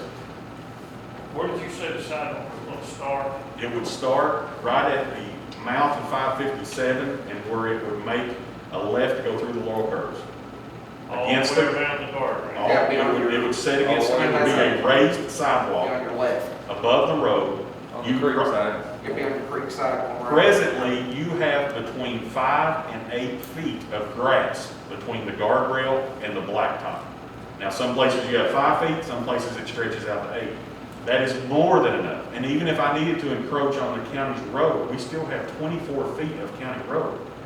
I could take that, if this is the road, put the sidewalk up here, or put the sidewalk up here anyway, and put a chain link fence that's 52 inches high all the way through. Should not the Corps of Engineers be involved in this also? They are involved in this. I've already submitted to their real estate department, but what I'm hearing from Frank Jeffers out of Grayson Lake is, this is the county right of way. When the state gave this, I'm not asking him for anything other than potentially what's on the backside of the guardrail. And I just need electric run through there for light poles. I'm not asking him for anything at this point that is outside of our boundary. And he said that. He said, I would say go ahead and get started with your engineering. Don't do anything yet until I get a response from real estate, because I'm working on something else. And he said, I'll get back with you on that. Are we going to also include extra electric down through there to go for future use? That's why I want electric on the light poles. And that's why I had Mike Reynolds, he rode with me the other day, and I told him what I guess kind of my vision is here. I said, I want enough power coming from both ends, and he said, it won't be a problem because you've got your transformer over there across the water at the cultural center, and you have 2 transformers, which they can put another one on the pole, or another pole, right there at the pump station, right here as you start over the hill. They're there. Water is already run throughout the curves. We already have water. There is a forced main, 10-inch main that runs through the curves. Now, when we put toilets down there, and I'll be back to y'all with this, when we put toll, when I come at you and ask you for this, there would have to be a pump station put in that would force the water, the wastewater into that 10-inch main. I've not even looked into that cost yet. I just want to get started right here, looking at sidewalk potential, ADA compliant to the kayak area, and let's see where this, let me get something in front of We me. want to tie this to the tourism committee. Yes, yeah, they already know about it. I've thrown it their way, and they're all about it. There's good potential there. It is, and then Very good. the money's we got. So, any other discussion? I had a question. What will it do for our insurance? How will we insure that area? I mean, I will kind of bond through KCO, but what does that do for that? KCO, it would fall somewhere in there. We live in a world where litigation is just kind of part of living, or the potential of litigation is part of living, That's why I'm asking a question. We would have to walk through that, but I would say it would be no different than a city park or a dog park or a frisbee park that a city puts in. I would say it would fall under that. KCO is probably more than ready for that. But anytime you're having like an event like we have in the backfill, we have to purchase insurance for that event. We're not covered under a city or county policy. 2 days, 3 days. We have to pay, as the Tobacco Festival Committee, pay for that event. So if we had events there, that whoever that was putting that office, whether it's a Tobacco Festival or whoever, card show, they would have to buy their own insurance. So the only thing that we would have to cover is just the everyday somebody walking through and The liability of the county. breaking their knee. The same as, I would assume, well, or relatively the same as if they're walking on a county road.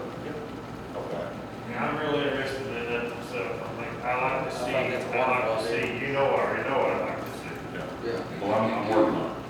It has to start somewhere. Rome wasn't built in a day. I And this is the think this is a great opportunity for us. All in favor, signify by saying aye, please. Aye. Thank you all. Number 8, discuss new garbage contract from Advanced Disposal Waste Management.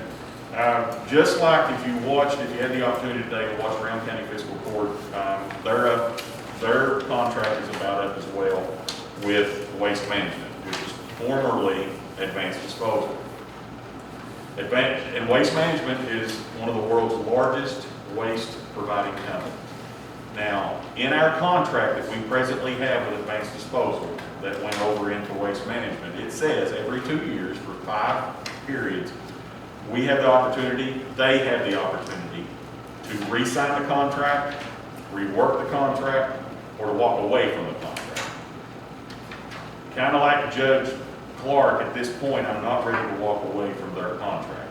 And this is county only. This is the discussion.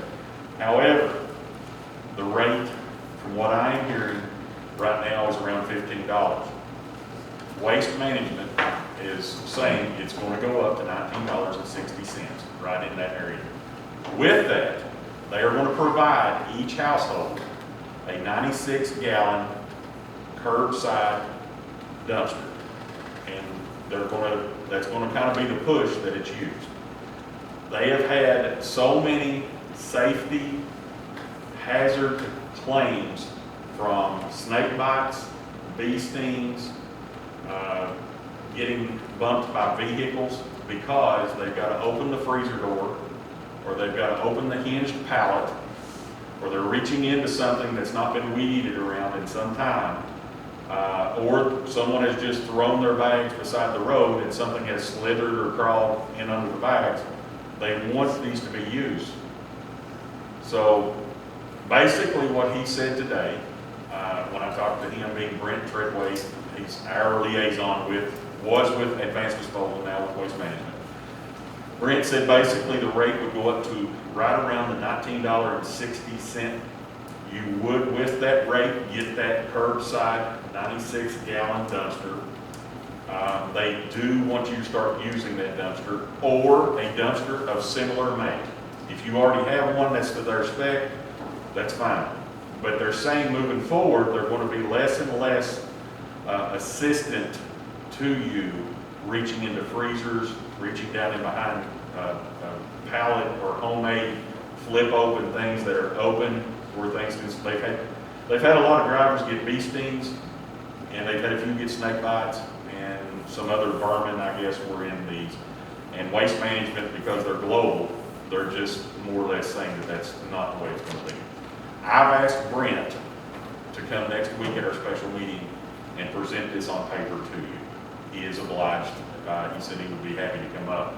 But I want to have this discussion tonight to let you know, garbage rates across pretty much globally have gone up. Yeah, we've been warned to this, start with. Yeah, I'm under the $20 price point, which is, I begged, and 1960 is where it's at.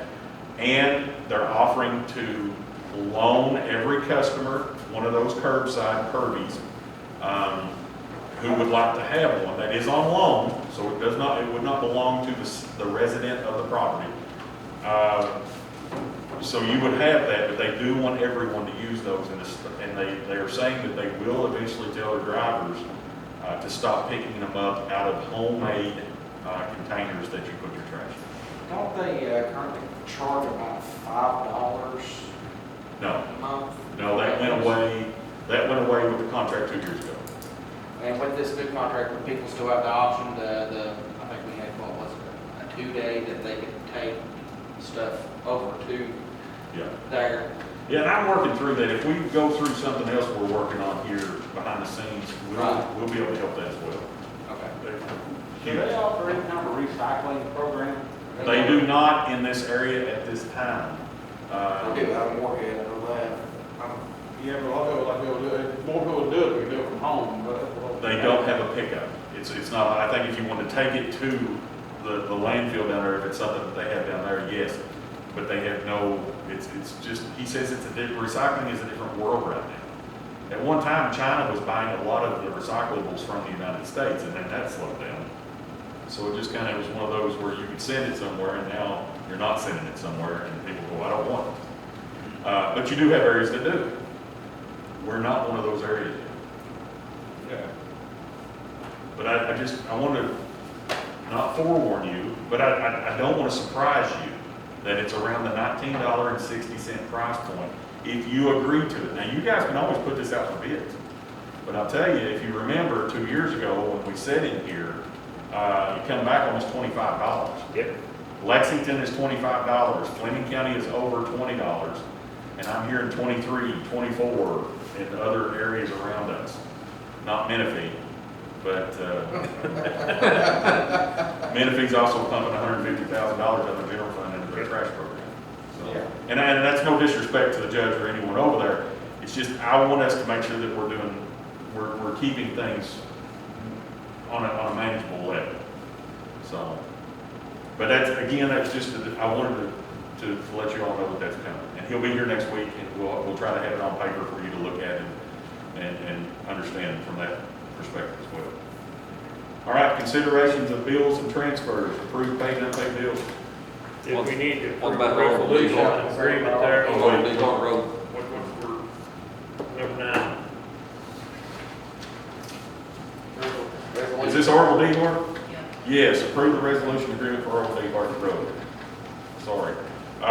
We received it today, 11 something this morning, I think, and I tried to get it to you as soon as I saw it, and I wouldn't have put it on today, but this is going to take a little bit of time. This is one of the biggest projects I've seen since I've been around, if we do this. So I want to make sure we get our rock and we get everything lined up for Orville D. Hart to get that new arch pipe put in. Do we have that in our packet here? Yes, I think it is. You put it in the packet? Large piping and stuff? Yeah. Right behind the little curve. I make a motion to approve it. Second. All right, I'm going to need two to approve the agreement. So, Chris, I take it as you're making a motion to approve the agreement. Approve the resolution and agreement. Okay, so can we do it one? Okay. I make a motion to approve the resolution and agreement for Orville D. Hart Road Bridge. Second that. All right. Any further discussion? That said, all in favor signify by saying aye, please. Aye. Thank you all. I'm sorry, I had one here that was a little older than the newest one right here in front of me. Okay, now consideration of bills and transfers. Approved paid and unpaid bills. Motion to approve. Second. Motion by Chris, second by Emily.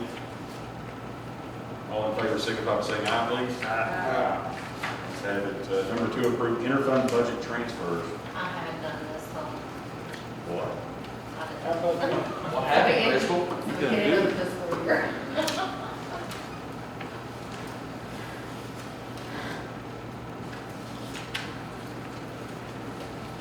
Need a motion. Make a motion? Second. Okay. So we didn't have any, so we don't have to prove it. All right, I'm sorry. I'm so used to budget transfers, it's great. Approved to pay Stampers Carpet for clerk's office work. I make a motion to approve. Second. Motion by Charles, second by Emily. Any discussion? Are you happy with your carpet? I am. Okay. I guess that's all I We're can very do. pleased, I appreciate everybody who helped us get the carpet, we really needed it. All in We're not favor? ashamed to have people come in business now. All in favor, signify by saying aye, please. Aye. Thank you. Communication from other county officers. Motion to acknowledge. Second. Motion by Emily with a second by Chris. Is there any discussion? Said all in favor, signify by saying aye, please. Aye. Thank you all. Myron, I've got a couple of things right quick before we adjourn. Yes, sir. I talked to Mark Cox, he got ahold of me this afternoon, and he said that he had spoke with Frank Jeffrey at the court, and that he told him that he was just waiting to hear from us as a county as far as getting all the easements and stuff signed for the road going down into the lake where they're going to do the kayak launch there. I told him I would bring that up to you and Johnny if he was here, which he's not tonight, so maybe somebody can get back in touch with Mark. I'm happy to get back in touch with Mark, but any easements will have to go through the county attorney. That's what I told him, that's what I figured too. I'll mention that to Johnny, we'll try to get that. I've got several things I think Johnny can take a look at for me, but I will make sure that Johnny knows about that. I'll email him in the morning. And the other thing is still, we need to have it on the agenda, either at the special meeting, whenever Johnny's here, or the next regular meeting, we've got to discuss this payroll tax and what went on in prison and what's behind all that, what we're gonna do if anything. This is the third month we've been waiting on that. That's all I have. What was you looking for? I got something too. Huh? On the payroll tax, the list, or? Well, I already got the list, no, we was discussing, it was sent to us that they sent a check in for the last quarter for $15,000. Right, But there's still another year there that wasn't paid for, right. and we was going to We're discuss. gonna go back and see if we can go back And see do what, something about it. yes, see about that, and also see if we, if Make sure that it would take. we it out. could legally do that. I don't see why you couldn't. Well, we never done anything that wasn't brought before the court. Can you make a decision like that without going before the fiscal court? Whether they could go after. No, whether they have to pay the tax for the first year or not. They never paid it for a year. They should have to pay it, what I'm saying.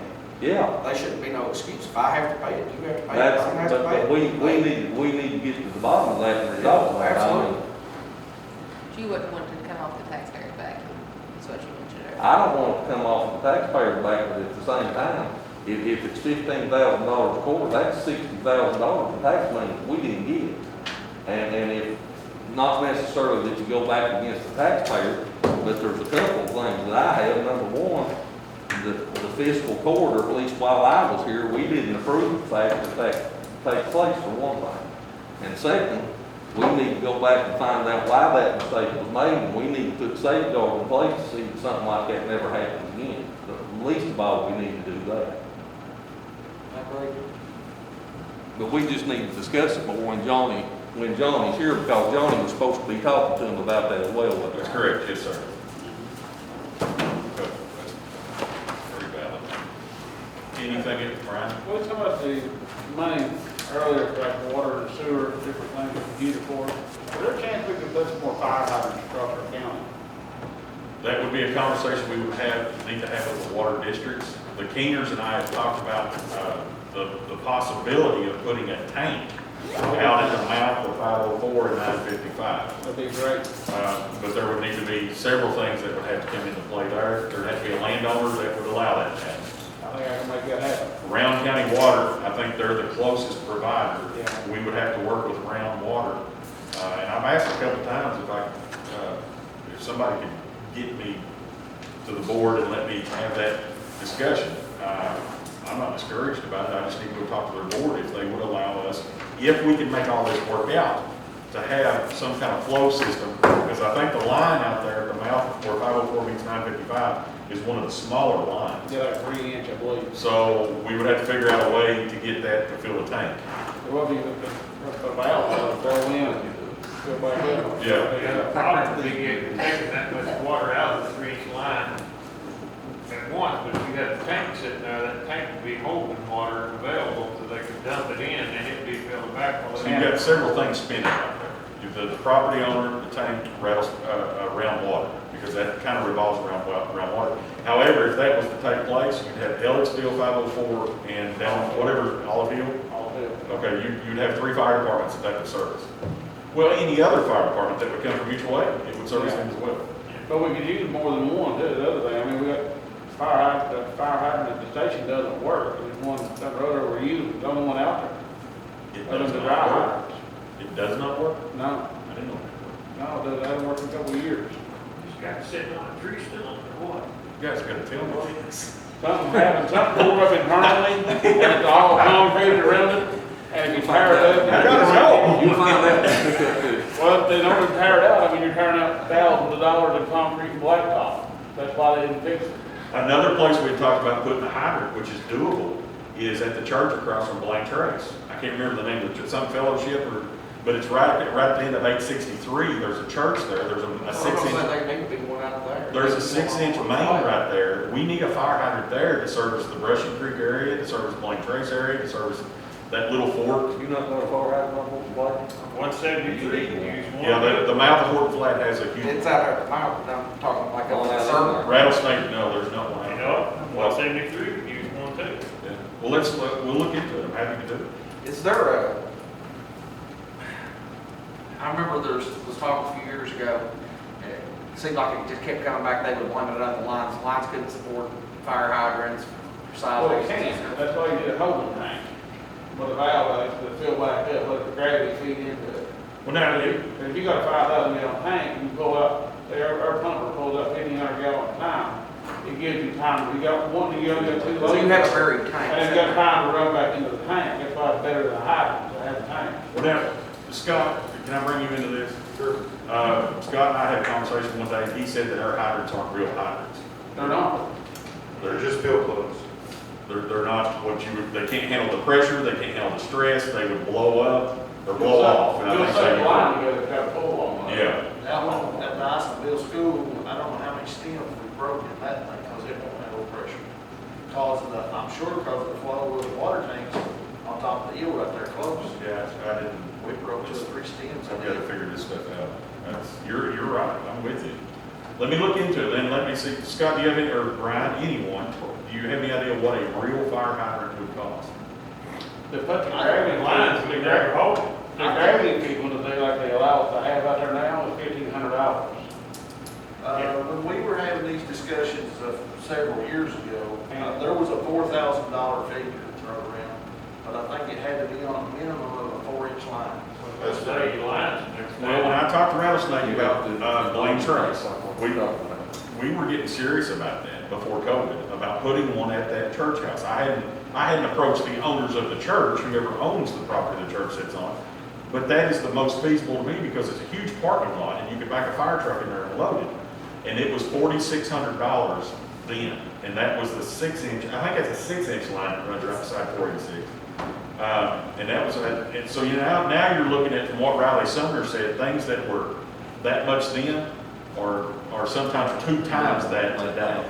See, that's why, from my opinion, the holding tank is better because you can, it'll gravity feed off your line and you can take the water, get the water be gone. Won't the engine won't get pumped itself full, let alone. It will, if you got a tank to pump it up, but you can't pump up on those hydrants. Right, you can't pump it. But if you got a tank carrier, you can pump it, you can have it loaded, loaded to be Just gone. gravity feed off the hydrants. Yeah, that's what I'm saying, they never handle the engine. Yeah, that's because you're gonna go run down the water hose. And I mean, according to what Rattlesnake Ridge told us, all we had to do was keep track of the water we use, turn it into them and run On tank. on tank. Let me do this, let me reopen the discussion and let me get I need to know the property owner if they would allow that, whoever's property it is. Probably not Herman Kahn, but No, probably. Dayton Porter. And Dayton already, I didn't talk to him, his mother did, he said he didn't care a bit, he let it happen. Well, there's room there that the county could actually make more room right there. And it would be beneficial to any fire department that needed to back in there and fill a reserve tank. Yeah. Let me work on that. I'll come back to you. Do you want me to take you a little bit? You want me to talk to Dayton about it? Would you please? I will. Because there, the Blaine Trades, the church across from Blaine Trades, 173, probably wouldn't hurt to have one. It wouldn't hurt to have one right there at the mouth of 711, where Elliott, the Elliott Brown line. There's a little bit of room to work right there. Because you're about the same distance, Sandy Hook and Elliott, where I live, there's about the same margin of mileage within a mile of each other from the fire department. Let's see let me work with some folks here. Let's see what we can come up with. Scott, how do your opinion of the tank versus the hydrants in our area? If you had an actual hydrant, that would be obviously the way to go with any of it. It takes us about 5-6 minutes to fill 1,000 gallons off of the hydrant that sits in front of our station. So that's, if I pull up there and I jump out and I hook the hose up to the hydrant, I hook the hose up to the pumper, and then I open the valve on the hydrant, it takes me about 6 minutes to get my first thousands of gallon of water. The problem is you got to shut that valve off.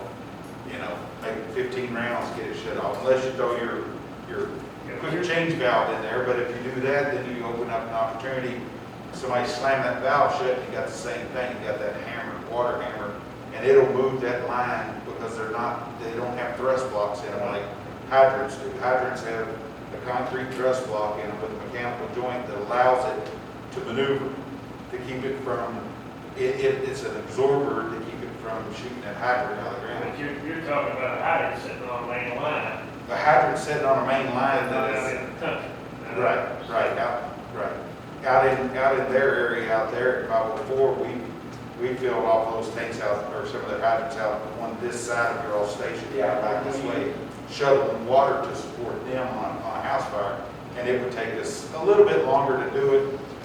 The main thing is the drive between point A and point B, and that's your hardest part. You get back to some of these hollers in that big truck, you got to back all the way out. It's hard to get turned around. You get a turnaround, you get out there to it. You might have 15-20 minute turnaround time. Get out, get water, and get back, and they're out of water. So the ideal solution would be to get hydrants closer to each one of these hollers and branches. Hydrants, or even a tank, a storage tank like he's talking about, that would remain full all the time, and they could draw off of it. You could even draft off of it, but drafting takes so much more time getting the vacuum started. But you could pump out the tank. If you could pump it, if you're talking about an above ground tank, that's the case. If you're talking about a below ground tank, you have to draft that water out, so you have to get your pump primed, pull that out. Sometimes that's a task in itself. The way we talked about 504 and some of these other cases, they would almost need to be below ground because of freeze points. That's correct. And if you was to put something out there, you'd have to have a very well insulated tank above ground, or your ideal would just be your best idea would be go with the hydrant. It's a freeze out situation. They have, when you shut them things off, they drain the water back down below ground into the gravel, and then you don't have to, unless it's a shallow one, you don't have to shut that main valve off. You can just shut that hydrant off, and we can take off, we'll get another load, dump this into them, and come back and get another one. Hydrants is going to be your way. Even if it's field plug, it might take a little bit longer, but you're getting a 3-inch line, a 2.5 or 3-inch line off the side of that, at 30, I don't know what your pressure is out of 504, but if you're talking 40 pounds, it's not going to take long to get 1,000 gallons out of 4-inch hose. Not very long. But ideally, the best thing is to get some hydrants closer to better locations throughout the county. Let me look into it. We'll try to get you all some answers. And there's some of the infrastructure money that's coming available in some of these federal grants that is ideal for that on this water replacement, sewers. the infrastructure aspects of it, it'd be ideal for us to really go after as a county. Where's the FICO guy when you need him? Right. But there is a lot of money that's coming available on that, and it's really something we ought to really, as a county, work together with the fire departments, with the water systems, and get a grant program in place to take some of that down. If we can get one on every state route, we ought. Let's see what we can come up with. I know a guy that has some experience and stuff like that. I've got him working on half a dozen other things. Just let me have a morning cup of coffee and Diet Mountain Dew with him session, and let's see where this goes. All right, anything else? Motion to adjourn. Second. Second. Thank you all. Thank you.